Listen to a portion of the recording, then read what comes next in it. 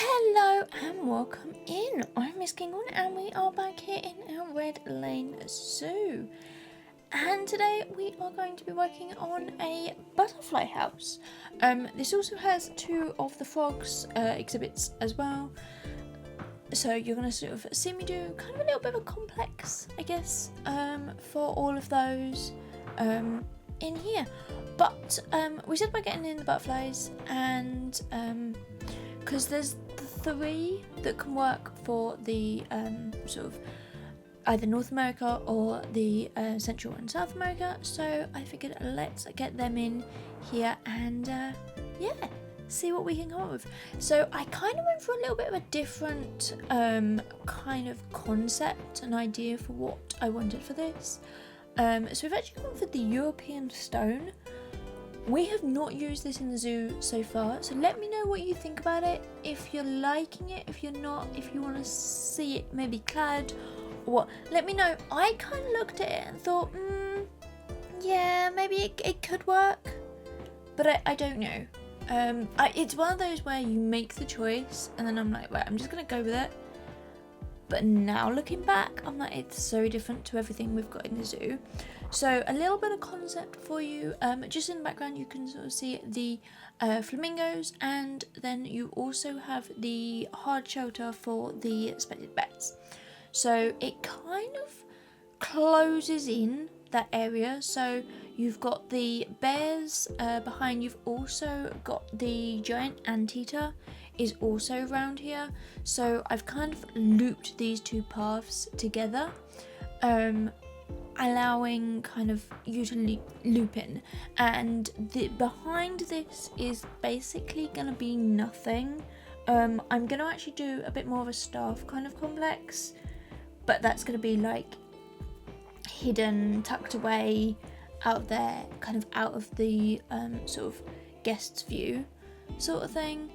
So yeah, that's going to probably be done off camera, but yeah, we are quickly coming up. I think I worked it all out. We have 8 more videos or animals to add into the zoo. Obviously we'll have a tour at the end and we'll do bits and pieces, but unless there's any like new animals that come with any DLCs or anything in the meantime, yeah, obviously in the future, if there are any more that could go in here, I will add them in, but that's the sort of the future and what we are going to do in here.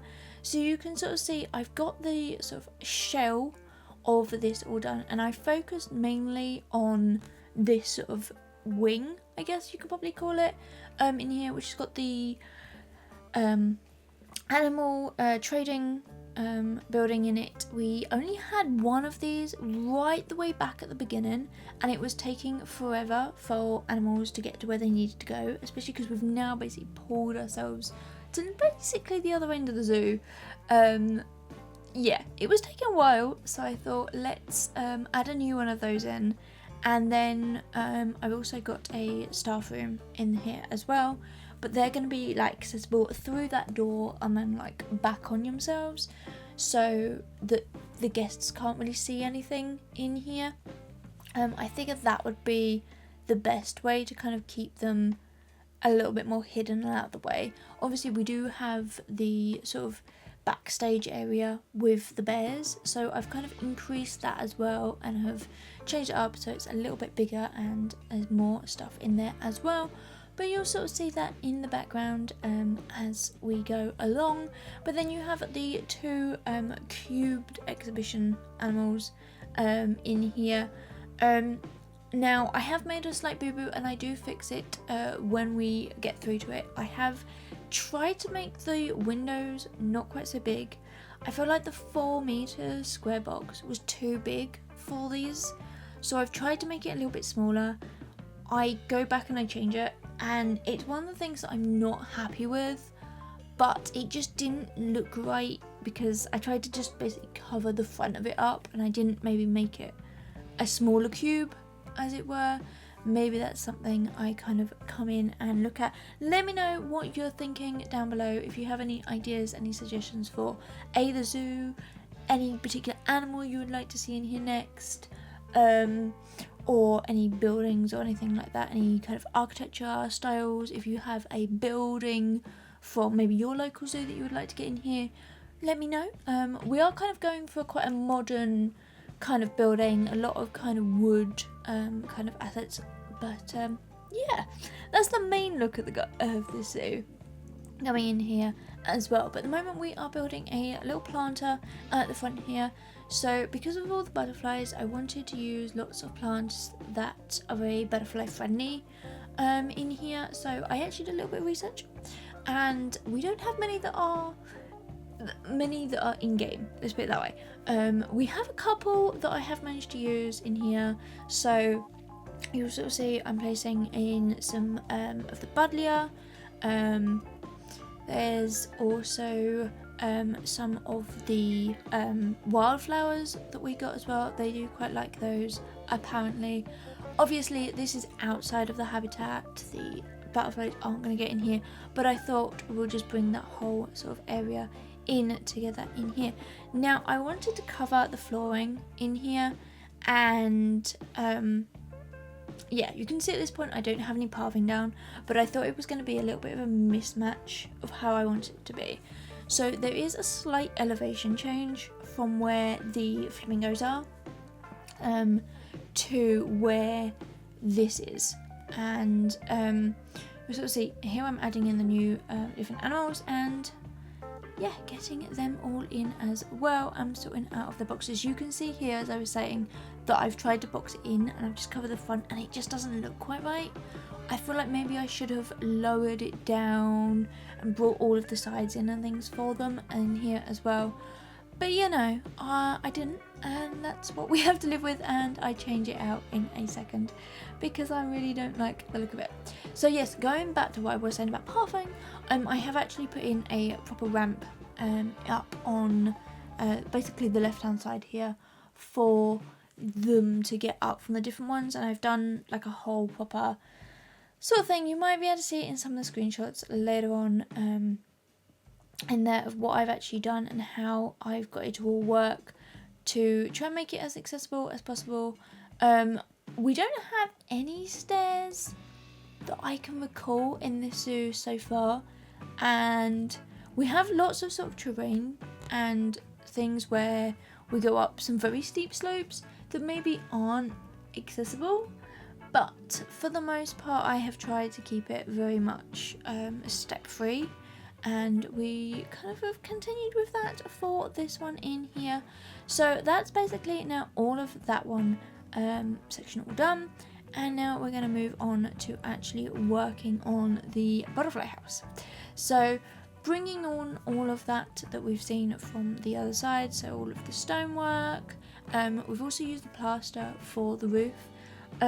I actually saw a picture of this on Pinterest as usual, and I was looking at just different sort of greenhouses and what kind of style were, and I've seen lots of people have like the curved sort of ones with all the roofs, or they've done like domes and things like that, and I thought they were great, but lots of people have done them. I wanted something a little bit different, so in the end I kind of went for this one where I have got like a flat roof at the back here because I needed to have the height for this, and obviously this is quite a big box, and it is a box. There's no getting away from it. The sort of the way the game works, it had to be in this box, but I wanted to add the slope in. So we've managed to get the 4-meter height at the front, and as you can see I'm placing it in here. The only thing that couldn't go in was one of the misters. It was just too high at the front, and that's literally it. Everything else works in here perfectly fine. I haven't seen any butterflies flying on the outside. However, I didn't really place that many butterflies in here. I wasn't entirely sure how many butterflies you can have in this. I feel like there should be a number of like animals in here. It doesn't tell you at all of how many you can have, so I was kind of like, oh okay, we'll just have like 3 of each, that'll be fine. And then I looked at it and went, yeah, no, we need more than that. So I think the 3 of each went into like 6 of each, and I tried my best, but you know, I don't think there's still enough for the amount of kind of space we have in here. So that's maybe one thing that I should come back through and add just some more in as we kind of go along in here. But yeah, getting on to this sort of glass section here. The reason I actually put all of this stuff in there is to make sure that I could physically do this. So I was not sure when I was building this if I was going to have the clearance, if I was going to have anything in the way, and luckily I don't, which is a huge one other than the mister. But we have managed to take that out and yeah, get in everything else that is in here, and it works really, really well. So there's some things that we kind of not necessarily cover up, but we sort of change the look of. So a couple of these like ferns and things like that, they kind of become incorporated into planters and things like that, and you'll sort of see how we do all of the sort of planting and things like that in here. But we're working on this glass structure. This glass structure was driving me mad. So I would normally pick up like 2 or 3 pieces at a time and quickly do that. You know, I was not able to do that. It wanted to send them off in random kind of arrow locations that just were not feasible, even without random rotation on. It was sending them everywhere. So in the end I had to do them each individually. Yeah, it took a while. This is what I spent most of the time on, is working out how to fix this glass in here. Luckily enough, this one in here is just a simple fix in here. So we've got a 2 meter by 1 meter section on the bottom, and then a 1 by 1 on the top up here, which just kind of adds that sort of difference, because it is different as well, and you can sort of see they're slightly smaller and it fits in there really well. And I'm loving the black trim that I've used for these. I think that kind of just pulls it all out, and it's on the same reference image that I was using of, I'm presuming, somebody's actual like greenhouse in their garden. It had lots of tall plants in it, let's put it that way. Whether it was like a swimming pool or what, I don't really know, but it was gorgeous, and it uses kind of this like dark kind of stones, and I thought, yeah, we can definitely get something like that in with like the sort of black and glass, kind of a little bit more industrial, I think, than what I've probably done, but it really works, and I loved it. And if I had space, I would probably have something very similar in my garden. Unfortunately, I don't. I do have probably enough plants to fill it, but I do not have the space. But yes, something for a future build. Future houseplant dreams in there. Luckily enough with this, I was able to just copy and paste the whole lot, which worked really well. Right then, whilst we are finishing off the roof in here, let's get to know some of the animals that we are building for today. And we have 2 types of frogs. One of those is the Leishman's poisonous frog.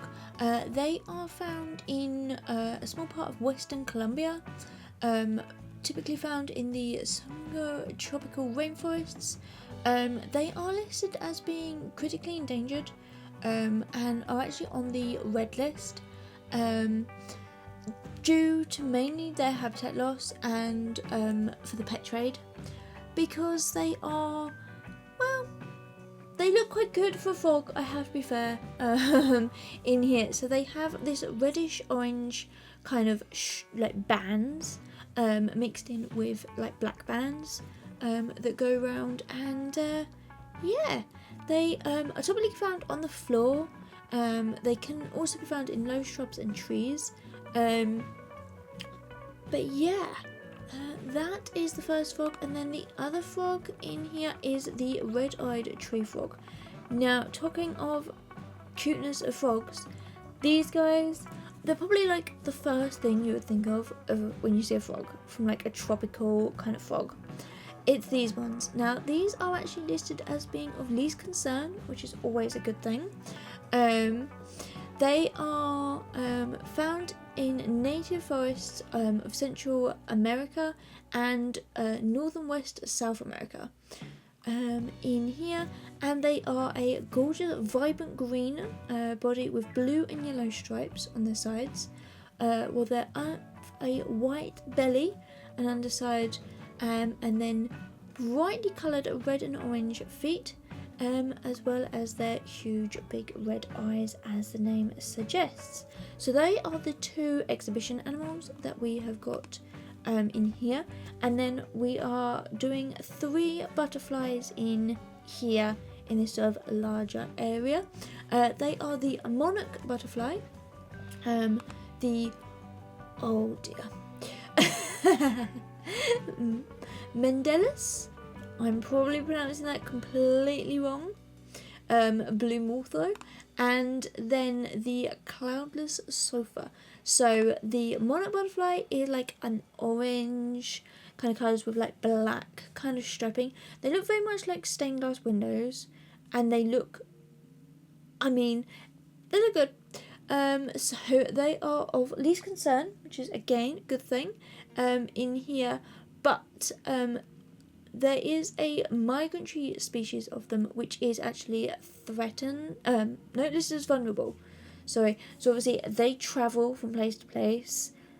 They're a little bit more threatened and vulnerable than the entire species as a whole. In here, but they are found in the eastern North America.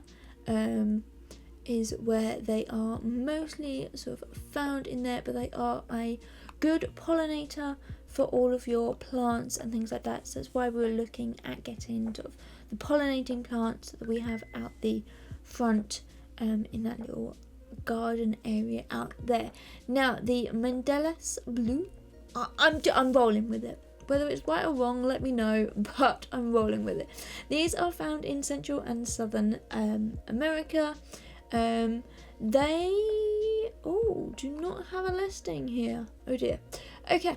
They have a wingspan of approximately 12 centimeters, so they are quite a big butterfly.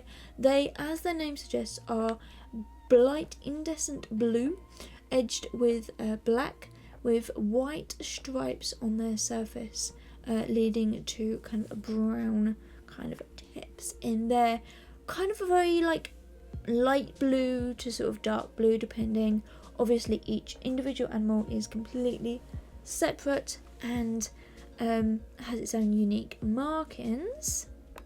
And then the last butterfly we have is the cloudless sulphur. These are a medium-sized butterfly. They are found throughout the Americas, I'm presuming. I just have them down here listed as being in the Americas. So yeah, there's any way of that. They actually are listed as secure and as of least concern.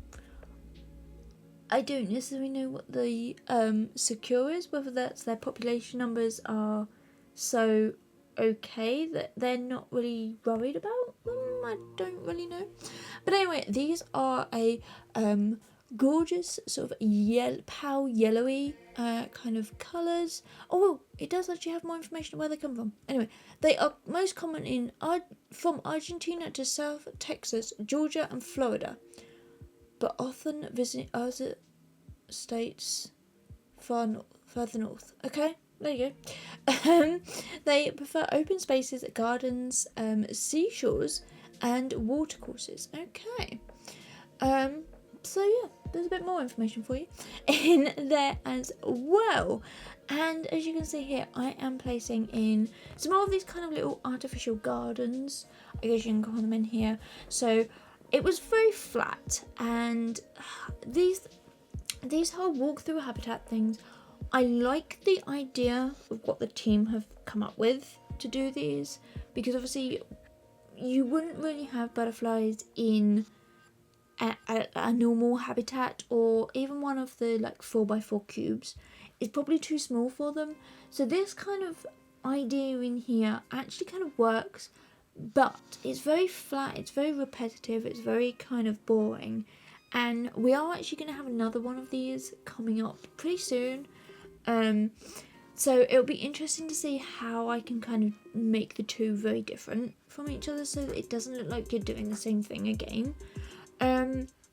So yeah, that's why I've kind of wanted to braise things up in here a little bit more. So we've kind of got these little like rockwork, sort of drywall pieces coming in just to give that little bit of height. And then I've also got in a couple of these big palm trees just to give you that height, but it gives you something to walk under, as I guess, something to kind of interact with. Maybe you have to brush it aside to walk through, that sort of thing. And I thought that would work in there quite nicely. And then lots of different plants, lots of different kind of greens. I have also got in some of these gorgeous bright sort of purpley plants that I think work really, really well in here in terms of adding that pop of colour. And I have got that row of lighting along the back. It's mainly hidden now, so you're not going to see it too much, but I do end up changing that to a soft kind of warm light rather than the red that we have at the moment. But there is also overhead lighting in here as well. The positioning of this, the sun is actually always behind this building, so it doesn't get too much natural light. But I thought for in here, it's more about the humidity than it is for the sunlight. So there is obviously sunlight and the plants will have enough to grow and yada yada yada, but it wouldn't be too hot that you couldn't really walk in here as a guest. So that's kind of what I was thinking more of, and this is basically the best place I could think of to place this one in here, and it fills in this nice little area around the back here as well. Now we are nearly finished with this. We're just going to add in the paling. So we've changed the floor. You could originally see that I had just the concrete floor in. That a little bit boring, and so I decided to change it all up and using the sort of terrain paint and getting bits and pieces in for that. And then I thought, let's just use these stones throughout in here just to kind of add a nice little bit of different, but it also shows you where to walk but not so in your face that it's telling you where to walk. And I think it works in here really, really well. But I will let you be the judge. What do you like? What do you not like? Let me know down in the comments below. And what do you want to see? Future builds, future animals, things like that. Let me know. And yeah, you can also follow me on pretty much all social medias. The links to those are down in the description, so you can check all of that out as well. But yeah, we are coming up to the end once we have finished this sort of path in here. So I have rotated some of these around a little bit and done a few little bits and pieces just to kind of make it look not quite so repetitive. And you can sort of see that the slate goes the other way and things like that in here. But this is now going to be all of this done. So yeah, let me know what you want, what are you liking, and things like that. But I will see you next time. Bye everyone!